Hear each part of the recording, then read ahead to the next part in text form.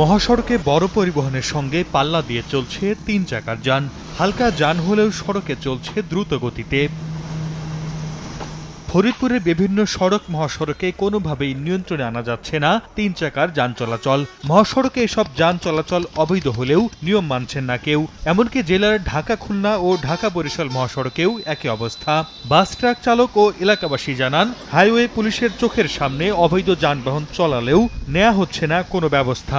এগুলোর জন্য দুর্ঘটনা বেশি হয়, মানুষ তো টাইম দেখতেছে না। ৩ চাকার যান চলাচল বন্ধে হাইওয়ে পুলিশকে সহযোগিতার আশ্বাস জেলা বাস মালিক সমিতির। আমরা এবার প্রশাসনের সমস্ত পর্যায়ের লোকের সাথে আমরা মিটিং করেছি, তারাও আমাদের আশ্বাস দিয়েছে। তবে জনবল সংকটের অজুহাত হাইওয়ে পুলিশের। সংকট সমাধানে রাজনৈতিক নেতৃবৃন্দ সহ সমাজের সবাইকে এগিয়ে আসার আহ্বান পুলিশ সুপারের। আরো জনবল বাড়াইতে পারি, আমরা আমাদের লজিস্টিক বাড়াইতে পারি, আমরা আরো প্রসিকিউশনের মাত্রা আরো বাড়াইতে পারি। সার্বিকভাবে আমি যেটা সর্বমহলের একটা সমন্বিত অ্যাপ্রোচ দরকার। নগদের কাছে সব গ্রাহকই প্রিয়, তাই তো সারা দেশে ক্যাশ আউট চার্জ সবচেয়ে কম।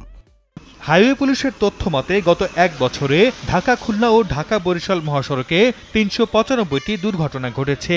নিহত হয়েছে ২৮৬ জন। তবে বাস মালিক সমিতির তথ্য মতে এসব দুর্ঘটনার ৮০% ঘটছে ৩ চাকার যানের কারণে। সময় সংবাদ, ফরিদপুর।